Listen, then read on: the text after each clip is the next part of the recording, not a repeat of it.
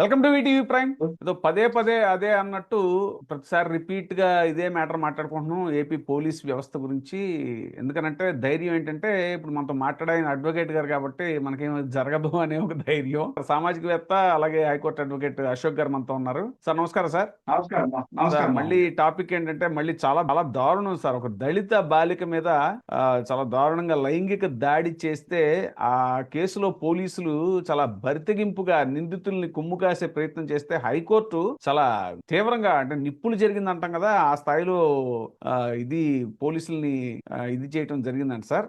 బాలికకి న్యాయం చేయాల్సింది పోయి నిందితులకు కొమ్ము కాస్తారా అంటూ అంటమే కాకుండా నిలదీయటమే కాకుండా పైపేసి బాలిక ఫిర్యాదు వెనక రాజకీయ కారణాలను మీరు చెప్పడం ఏంటి అని డిఎస్పీ రఘువీర్ విష్ణు అనే అతను వివరణ ఇచ్చాడంటండి. ఇదంతా పశ్చిమ గోదావరి జిల్లా మ్యాటర్. భీమవరం టౌన్ కి చెందినటువంటి చెన్ను చంటి ఆయన కుమారుడు తనను లైంగికంగా వేధించారు, కులంతో కూడా దూషించారు అని 13 ఏళ్ల బాలిక ఫిర్యాదు చేస్తే దాన్ని కేసు కట్టి వాళ్ళని ఇది చేయాల్సింది పోయి నిందితుల్ని వాళ్ళకి కొమ్ము కాసే ప్రయత్నం చేస్తున్నారని చెప్పేసి రాజకీయాలు ఈయన ఏమన్నాడంటే రాజకీయ ప్రమేయం ఉంది అని చెప్పేసి జడ్జి గారి ముందు చెప్తే ఆయన జస్టిస్ ఎడవల లక్ష్మణరావు గారు చాలా గట్టిగా ఇచ్చారంటండి మన ఆయన సిఐకి. రాజకీయాలు లేదా ఇతర కారణాలు ఉన్నాయని తేల్చాల్సిన కోర్టు మీరు చేయాల్సిన పని ఏంటంటే చట్ట ప్రకారం నిష్పాక్షికంగా దర్యాప్తు చేసి ఛార్జ్ షీట్ దాఖలు చేయడం మీ పని అని చెప్పేసి సరే టెక్నికాలిటీస్ అన్ని మీరు మాట్లాడితేనే బాగుంటది. అసలు ఏంటి సార్ ఈ దారుణాలు ఇక్కడ ఏపీలో?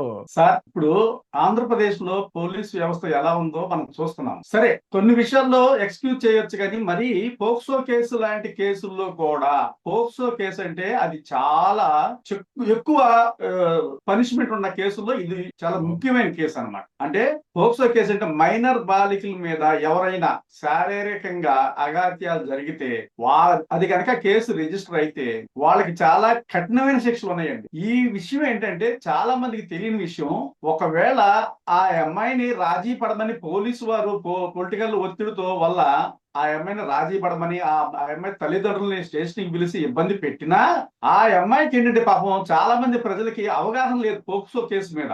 ఇది రాజీ పడే కేసు కాదండి, అసలు ఇది కాంప్రమైజ్ అయ్యే కేసే కాదు. ఇది మీకు ఒక ఎగ్జాంపుల్ చెప్పాలి. విజయవాడ పోక్సో కేసులో ఒక కేసులో పోక్సో కోర్టు వారి ఇచ్చిన తీర్పు ఏంటంటే మైనర్ బాలికగా ఉన్నప్పుడు ఆ అమ్మాయిని ఒక వ్యక్తి మానభంగం చేయడం జరిగింది. ఆ తర్వాత ఏం జరిగింది, ఆ అమ్మాయినే కొన్ని సంవత్సరాల తర్వాత ఆ ఊరు గ్రామ పెద్దలు గాని ఇంకొకళ్ళు గాని వాళ్ళందరిని కలిపి ఆ అమ్మాయికి ఇచ్చి పెళ్లి చేశారు ఆ అబ్బాయిని. ఆ తర్వాత వాళ్ళకి ఒక బాబు పుట్టాడండి. ఆ తర్వాత ఈ కేసు ఫైనల్ ట్రయల్ కి వచ్చింది. ఫైనల్ ట్రయల్ కి వచ్చిన తర్వాత ఆ అమ్మాయితోనే చెప్పించారు జడ్జి గారి దగ్గర, ఏమండి మేమిద్దరం అప్పుడు జరిగింది ఏదో జరిగింది, బట్ ఇప్పుడు మేము మ్యారేజ్ చేసుకున్నాము, ఇద్దరం కలిసి కాపురం చేస్తున్నాము, మాకు బాబు ఉన్నాడు అని ఆవిడ స్వయంగా విక్టిమ్ ఎవరైతే ఉన్నారో ఆ లేడీ జడ్జి గారికి స్వయంగా చెప్పడం జరిగింది. అయినా జడ్జి గారు దాన్ని ఎక్స్క్యూజ్ చేయలేదు. ఎందుకంటే according to law at the time of the incident she was minor. ఇప్పుడు ఆవిడ మైనర్ కాబట్టి జరిగిన ఇన్సిడెంట్ ఇప్పుడు ఆవిడ మేజర్ అయింది. ఇప్పుడు ఈమె చెప్పే స్టేట్మెంట్ తో సంబంధం లేదండి. ఇమ్మీడియట్ గా అతన్ని రిమాండ్ పంపించేశారు, శిక్ష చేశారు అతనికి. రాజమండ్రి జైల్లో ఉన్నాడు ప్రజెంట్. ఇప్పుడు ఇది వాస్తవం. అంటే పోక్సో కేసు ఎంత డేంజరు అన్నది ప్రజలకు తెలియటం కోసం యాక్చువల్గా ఈ మన అప్పుడు జనసేనలో ఉండేవాడు ఆయన, ఇప్పుడు ఉన్నాడో లేదో, జానీ మాస్టర్ మీద కూడా ఇలాంటి కేసు వస్తే సార్ అమ్మాయి డాన్సర్, ఆయన దగ్గర అసిస్టెంట్ డాన్సర్ చేసిన అమ్మాయి కేసు పెడితే సేమ్ ఇదే ఇష్యూ అండి. అతను కూడా క్లెయిమ్ చేసింది ఇదే. ఏది అప్పుడెప్పుడో అమ్మాయి కేసు వచ్చింది, ఇప్పుడు మైనర్ గా జరిగింది ఇన్సిడెంట్ జరిగింది మైనర్ గా ఉన్నప్పుడు కదా అనేది. అట్లా అది the law is not accepted the type of statements. ఎందుకంటే అండి మైనర్ అనే అమ్మాయి విల్లింగ్ తో జరిగినా గానీ she was unable to take the decision. ఆవిడ మైనర్ గా ఉంది, ఆవిడ నిర్ణయం తీసుకునే కెపాసిటీ మైండ్ ఆవిడకు ఉండదండి. అందుకే చట్టం ఈ విధంగా పెట్టింది. మైనర్స్ కి విల్లింగ్ ఉన్నా వితౌట్ విల్లింగ్ అయినా జరిగిందంటే the deep to the rape offence commit అయినట్టే. సో దాంట్లో ఏమవుతుందంటే ఆ ఒప్పుకుంది కాబట్టి ఇట్ ఈస్ నాట్ ఎక్స్క్లూజిబుల్ స్టేట్మెంట్స్ అన్నమాట. కోర్టు దాన్ని యాక్సెప్ట్ చేయదండి. పోక్సో కేసు పెట్టింది అందుకు. ఎందుకంటే జనరల్ గా వీళ్ళు చేసినాక తర్వాత ఏం చేద్దంటే వీళ్ళకున్న ఎకనామికల్ ఇన్ఫ్లుయెన్స్ వల్ల కానీ పొలిటికల్ ఇన్ఫ్లుయెన్స్ వల్ల కానీ పోలీసుల దగ్గర ఇన్ఫ్లుయెన్స్ కానీ తర్వాత ఏం చేస్తారంటే కేసును మాఫీ చేస్తారని చెప్పేసి విక్టిమ్ ఎవరైతే ఉన్నారో ఆ తర్వాత ఆవిడ మేజర్ అయ్యి వచ్చి కోర్టుకు చెప్పినా గానీ అది యాక్సెప్ట్ చేయదండి కోర్టు. అది ఆ పోక్సో యాక్ట్ చెప్పేదే అది కనుక. ఇక్కడ నేనేమంటానంటే చాయ్కి ఏంటంటే పోక్సో పోక్సో యాక్ట్ మీద చాలా మందికి 60-70% పీపుల్ కి అవగాహన లేదు. అవగాహన లేదు. ఫస్ట్ ప్రభుత్వం వాళ్ళు ఏం చేయాలంటే, పోలీసు వారు ప్రభుత్వం వారు పోక్సో కేసు గురించి మీడియాలో గానీ వార్ల్ గా గానీ రిటర్న్ గా గానీ అవేర్నెస్ క్యాంపులు కండక్ట్ చేయాలి ఫస్ట్. ఎందుకంటే ఇది చాలా మంది పాపం మధ్య తరగతి దిగువ మధ్య తరగతి ఉన్న వాళ్ళు దీంట్లో ఎక్కువ సఫర్ అవుతున్నారు. మన ఆంధ్రప్రదేశ్ లెక్కల ప్రకారం చూస్తే, క్రైమ్ రిపోర్ట్ చూస్తే. సో వీళ్ళకి పోక్సో దాని మీద అహ్మా లేదు. ఇప్పుడు సిఐ గారు, ఎస్ఐ గారు, డిఎస్పీ గారు ప్రెజర్ చేస్తున్నారు ఈ అమ్మాయి తల్లిదండ్రుల మీద కేసు విత్డ్రా చేసుకోమని ఒక టాక్ వచ్చింది. వీళ్ళు దానికి బైండ్ అవ్వాల్సిన పని లేదు. ఒకవేళ వాళ్ళు పోలీసుల ఒత్తిడికి ఒప్పుకున్నా కోర్టుకు వచ్చి కనుక చెప్పగలిగితే చాలు. విత్ యువర్ పర్మిషన్, నాకు తెలిసిన మా ఇంటి పక్కన జరిగిన ఒక ఇన్సిడెంట్ చెప్తాను సార్. తెలంగాణలో హైదరాబాద్ లో జరిగిన ఇన్సిడెంట్. ఒక అతను యాక్చువల్గా మాతో కలిసి తిరిగేవాడు. అతను ఒక అమ్మాయిని పెళ్లి చేసుకున్నాడు. ఆ అమ్మాయికి ఇతని ద్వారా కాకుండా ఇంతకు ముందు అతని మొగుడుతోటి ఒక పాప. సో ఇతన్ని చేసుకుంది. సరే, ఎలా చేసుకున్నారంటే కలిసి ఉంటున్నారు వాళ్ళు. అయితే వీడు ఏం చేశాడంటే,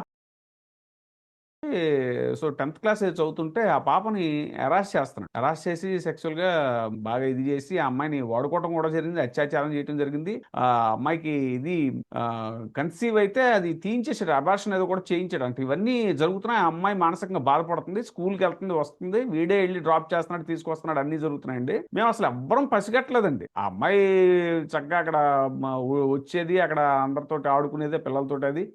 బట్ వీడు ఏదో మామూలుగానే ఉండేవాడు, అస్సలు పసిగట్టలేకపోయాం మేము. ఒకరోజు స్కూల్లో మన స్వాతి లక్రా గారు షీ టీమ్స్ అని పెట్టారండి కేసీఆర్ గారు గవర్నమెంట్ లో. షీ టీమ్స్ పెట్టినప్పుడు ఆవిడ స్కూల్స్ లో ఇవి ఇప్పించారండి, మన వాటిని ఏమంటారు, సెషన్స్. వాళ్ళకి అవేర్నెస్ క్యాంప్ ఏదో పెట్టారండి.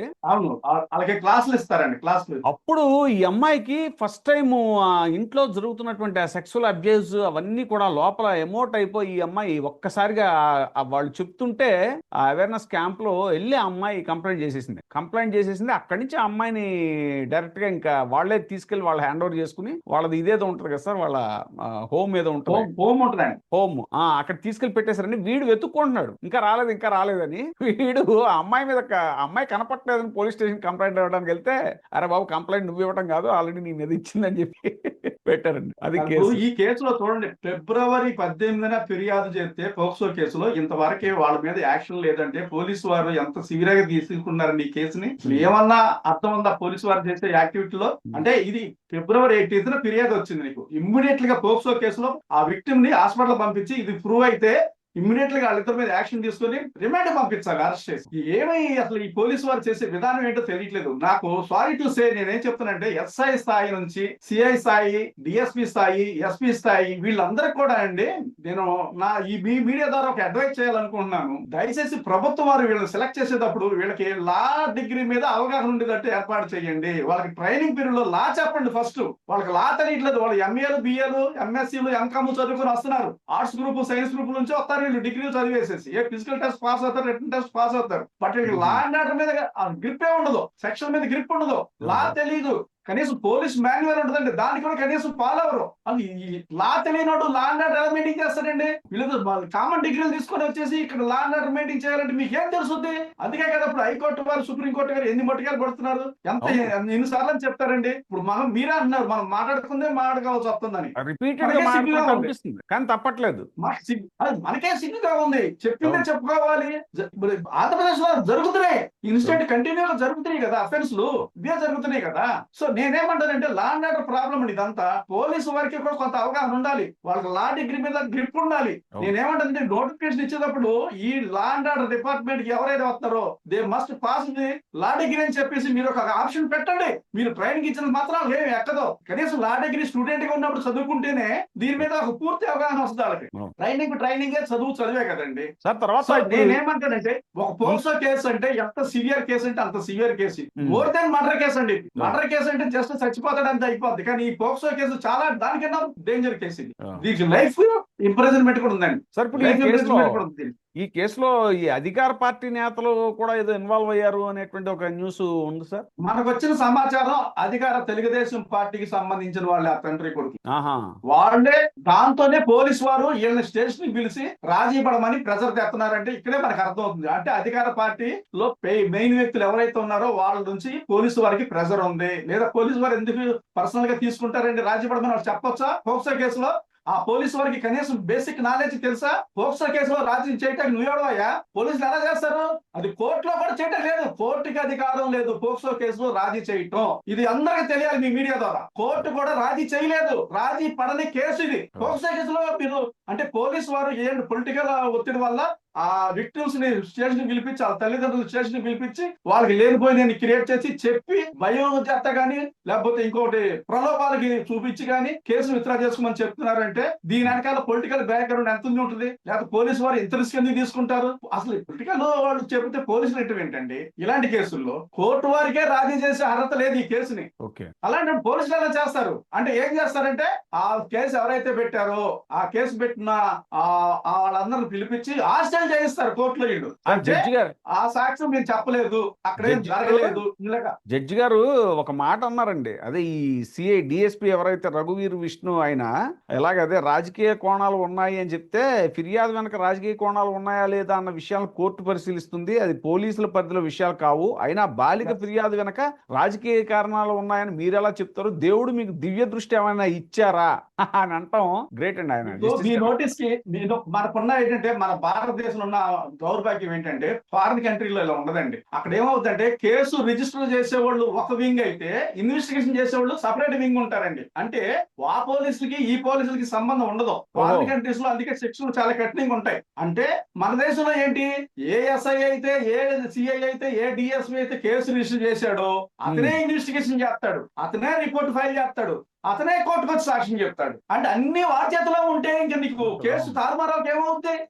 కానీ ఫారిన్ కంట్రీస్ లో లా అలా లేదండి. కేసు రిజిస్టర్ చేసేవాళ్ళు ఒక టీం ఉంటారు, ఇన్వెస్టిగేట్ చేసేవాళ్ళు సపరేట్ టీం ఉంటారు, కోర్టుకి సాక్ష్యాలు ప్రొడ్యూస్ చేసి సాక్ష్యం చెప్పేవాళ్ళు వేరే టీం ఉంటారు. ఈ విధంగా ఉంటది అనమాట. సో ఈ ఒక టీం కి సంబంధాలు ఉండవు. కానీ ఇక్కడ మన దేశంలో ఏంటి స్టార్టింగ్ నుంచి ఎండింగ్ వరకు ఒకళ్ళే చేస్తారు ఆ పని. సో వీడి మీద ఏమవుతుంది? పొలిటికల్ ప్రెషర్ పెరుగుతుంది. పొలిటికల్ కే ఓకే అయిపోతున్నారు.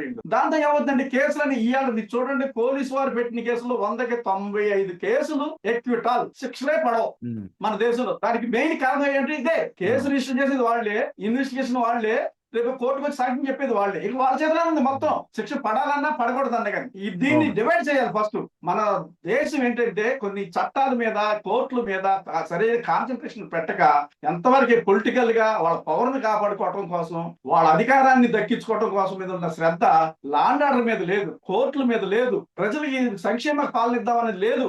ఎవరి సీట్లు కాపాడుకోవడమే సరిపోతుంది. చూడండి ఒకే వ్యక్తి కేసు రిజిస్టర్ చేసి ఇన్వెస్టిగేషన్ చేసి కోర్టుకు వచ్చి సాక్ష్యం చెప్తే మొత్తం అతని చేతిలోనే ఉంటది కదా ప్రాసిక్యూషన్ అంతా. జగన్మోహన్ రెడ్డి గారు ఆ దిశ అని యాప్ ని తీసుకొస్తే దాన్ని ఎంత నానా యాగి చేసి దాన్ని రచ్చ రచ్చ చేశారండి. కాదు ప్రజెంట్ హోమ్ మినిస్టర్ ఆ దిశ యాప్ ని కూడా అవహేళన చేసి మాట్లాడారు. ఏం చెప్తామండి?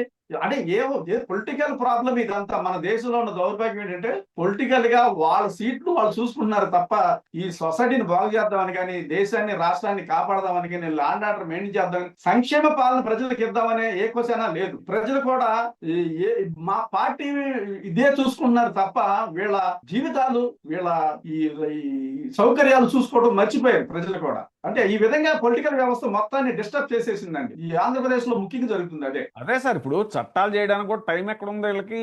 ఏదో ఒక మూల ఎలక్షన్లు జరుగుతూనే ఉన్నాయి.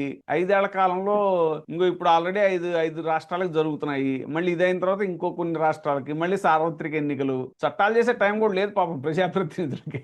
పరిపాలన మీద కాన్సన్ట్రేషన్ చేసే టైం పొలిటికల్ కి లేదండి, పొలిటికల్ లీడర్స్ కి లేదు. ఎంతసేపు వాళ్ళు అధికారంలోకి రావటం, ఆ సీట్లు వాళ్ళు కాపాడుకోవటం, ఈ పైరువీలు చేసుకోవటమే టైం అంతా సరిపోతుంది. సో పరిపాలన మీద కాన్సన్ట్రేషన్ చేసే అవకాశం లేకుండా పోతుంది. దీనివల్ల రాష్ట్రం దేశం సర్వనాశనం ఎక్కడికో వెనక్కి వెళ్ళిపోతుంది. 50 సంవత్సరాలు వెనక్కి వెళ్ళిపోతుందండి. చూద్దాం మనం ఏం చేయగలం. ఎంత ప్రజలు కూడా మేలుకోవాలి. ప్రజలు ముందు నేను చట్టాల మీద అవగాహన అన్నట్టు మీరు చాలా మంచి పాయింట్ చెప్పారండి. ఈ అవేర్నెస్ క్యాంపులు పెట్టాలి ఫస్ట్ ప్రజలకి, వీటి మీద చట్టాల మీద అవగాహన కల్పించేలాగా. పోలీస్ డిపార్ట్మెంట్ ఇప్పుడు నేను చెప్పిన ఇన్సిడెంట్ లో అండి ఆవిడ స్వాతి లక్రా అనే ఆవిడ ఇనిషియేషన్ తీసుకుని ఆ షీ టీమ్స్ ని అన్ని చోట్లకు పంపించి స్కూల్స్ కూడా పంపించి ఆవిడ ఆ కౌన్సిలింగ్ ఇప్పించడం అంటే దానివల్ల కదా పాపం ఆ అమ్మాయి ఎవరైతే ఇది పాపం విక్టిమ్ ఉందో అమ్మాయి ఇది అవ్వగలిగింది. మీకు ఈ సందర్భంగా మీ నోటీస్ ఒక పాయింట్ తీసుకురావాలి. నేను మాకు హైకోర్టు సుప్రీం కోర్టులు గైడ్ లైన్స్ ఉన్నాయండి. ఏమని? లో లోక్ అదాలత్ల ద్వారా, మండల్ లీగల్ సర్వీస్ అథారిటీ ద్వారా స్కూల్లోను కాలేజీలోను లీగల్ అవేర్నెస్ క్యాంపులు కండక్ట్ చేయమని. వీళ్ళు ఏం చేస్తారో తెలుసా, ఊరికే బ్యానర్ కట్టి ఫోటో తీసి మేము చేసామని చెప్తారు. కానీ రియల్ గ్రౌండ్ లెవెల్లో హై స్కూల్ స్థాయిలో, కాలేజీ స్థాయిలో, ఈ ప్రొఫెషనల్ కోర్సుల్లో కూడా ఈ లీగల్ మీద అవగాహన కావాలి, అవగాహన రావాలి. అది ఫారిన్ కంట్రీస్ లో ఎక్కువ ఉంటుందండి. ఇప్పుడు ఫారిన్ కంట్రీస్ లో డాక్టర్ల కన్నా, ఇంజనీర్ల కన్నా, లాయర్లకి ఎక్కువ డిమాండ్ ఉంటుంది. దానికి కారణం ఏంటంటే లీగల్ అవేర్నెస్ ఫారిన్ కంట్రీస్ లో ఎక్కువ. అందుకే అక్కడ క్రైమ్ తొందరగా రిజిస్టర్ అవ్వదు. ఒక్కసారి క్రైమ్ రిజిస్టర్ అయిందంటే 100% అక్కడ కన్విక్షన్ పడద్ది, శిక్షలు పడతాయి అక్కడ. అంటే అక్కడ ఇన్వెస్టిగేషన్ టీం కానీ, ఆ రిజిస్టర్ చేసే టీం కానీ అంత పగడబందీగా, అంత పారదర్శకంగా ఉండదు అనమాట. కానీ ఇక్కడేమవుతుందండి, మీరు 100 కేసులు పెడితే కనీసం 1 కేసుకు శిక్ష పడుతుంది. ఎక్కడ లోపం అంటే కేసు రాయటం దగ్గర నుంచి, ఇన్వెస్టిగేషన్ చేయడం దగ్గర నుంచి, మొత్తం ఎవిడెన్స్ ఇవ్వడం దగ్గర నుంచి అన్ని మొత్తం కల్తీ. అదే సింగపూర్ లో స్టడీ చేస్తున్నారట, చట్టాలు అవన్నీ స్టడీ చేస్తారంట. అక్కడ చాలా కఠినంగా ఉంటాయంట చట్టాలు. మరి ఏది అసలు ఇట్లాగా మహిళల మీద ఇది జరిగితే కనుక చాలా కఠినంగా ఉంటాయంట. మరి ఇప్పుడు హోమ్ మినిస్టర్ గారు అక్కడి నుంచి వచ్చిన తర్వాత ఏం ఇంప్లిమెంట్ చేస్తారో చూద్దాం సార్. కాదండి, వీళ్ళు ఖాళీగా ఉన్నారని సింగపూర్ వెళ్ళారు స్టడీ చేయడానికి. సింగపూర్ ఖాళీగా లేరు, వాళ్ళు చాలా బిజీగా ఉంటారు. వీళ్ళు సింగపూర్ చట్టాలు తెలుసుకోవాలంటే వాళ్ళకి ఆన్లైన్ లో కొడితే రావా? ఏ రాష్ట్రం రాజ్యాంగం కావాలి ఆన్లైన్ లో నేను ఇప్పిస్తాను, రమ్మనండి, వెబ్సైట్ లోకి వెళ్ళమనండి. స్టడీ చేయడానికి వెళ్ళారో పిక్నిక్ వెళ్ళారో మనకి వచ్చాక తెలుస్తుంది sir. Thank you sir, thank you very much. మరో అంశంతో మళ్ళీ కలుద్దాం. చూస్తున్నామండి వీటీవీ ప్రైమ్. ఇప్పుడే సబ్స్క్రైబ్ చేయండి, లైక్ చేయండి, షేర్ చేయండి. వీటీవీ ప్రైమ్, నీ ఉత్తమాభిరుచుల సమ్మేళనం.